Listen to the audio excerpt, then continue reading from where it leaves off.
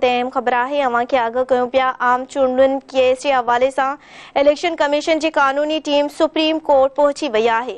Election commission पारा Lahore high court जो फैसलो challenge किया वेंदो। जस्टिस मंसूर अली शाह भी सुप्रीम कोर्ट पहुंची वो है। सुप्रीम कोर्ट जो कोर्ट नंबर 1 खोलियो वो है। अदालती अमलो मौजूद है। आगाह कंदासीं नाज़रीन अवां खे 8 फरवरी ते इलेक्शन हर सूरत में थियण घुरिजे। वकील फारूक एच नाइक जो चवणु है। आगाह कंदासीं नाज़रीन अवां खे आम चूंडुनि केस के हवाले से election commission Lahore high court जो फैसलो सुप्रीम कोर्ट में चैलेंज करे छॾियो आहे।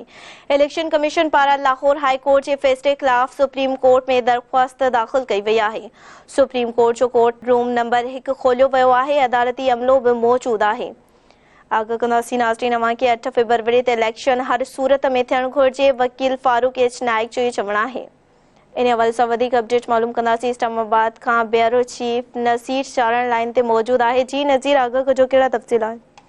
जी बिल्कुल लाहौर हाई कोर्ट तरफा जो फैसलो दिनों वो उन फैसले खिलाफ अज बाज़ाब्ता तौर पर इलेक्शन कमीशन तरफा लाहौर हाई कोर्ट के फैसले खिलाफ सुप्रीम कोर्ट में जी अपील ही जमा कराए छी है। इन अग में भी जो सो chief election commissioner Sikandar Sultan Raja इन सिलसिले में चीफ जस्टिस काजी फायजी सां बेन जजन से मुलाकात कई।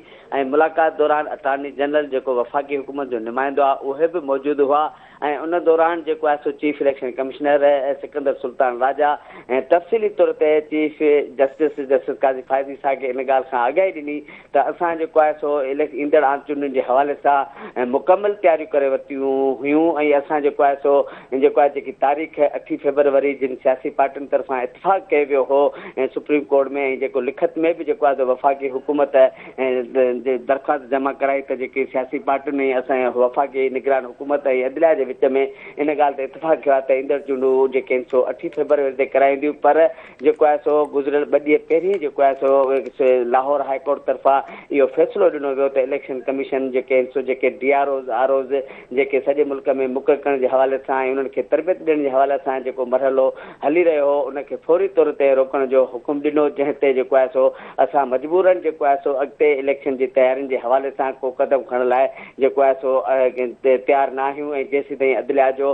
वाज़ह तौर पर फैसलो न ईंदो असां जो सो इन सिलसिले में ईंदड़ चूंडुनि बाबत जेकी ॿी तैयारियूं आहिनि उहे नथा करे सघूं। जैसे चीफ जस्टिस काजी फायजी साहब तरफा वफाकी हुकूमत जो नुमाइंदे अटॉर्नी जनरल तरफा जो सो इन ही सिलसिले में जो सो चीफ जस्टिस अटॉर्नी जनरल के चयो तो तव्हां जो सो वफाकी हुकूमत तरफा जी दरख्वास्त ॾिनी तो 8 फरवरी ते जो सो आम चूंडूं कराए वञनि तो पोइ जो सो ही जो सो इन मामले ते जो सो इलेक्शन कमीशन से निगरान हुकूमत मुलाकात करे इन के हतमी शिकिल छो कोन ॾिनी अञा ताईं।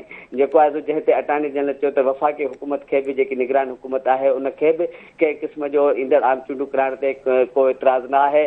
पर जो सो सियासी पार्टी जी PTI है उन जो सो लाहौर हाई कोर्ट में अपीलूं दाखिल कयूं आहिनि। लाहौर हाई कोर्ट जो सो फैसलो दिनों है इलेक्शन कमीशन के हवाले से उन निगरान हुकूमत के हवाले से न दिनों आहे। जंहिं करे जो सो ईंदड़ चूंडूं जेके सो जेके 8 फरवरी ते थी रही हूँ उहे जेके सो अञा ताईं जो सो उन ते तैयार आहियूं। पर जो सो जेसीं ताईं लाहौर हाई कोर्ट जो फैसलो आयल है उनके जो सो चैलेंज नथो कयो वञे इन सिलसिले में जो सो वधिक कदम नथा खणी सघूं। ठीक है नसीर अवां जी मेहरबानी।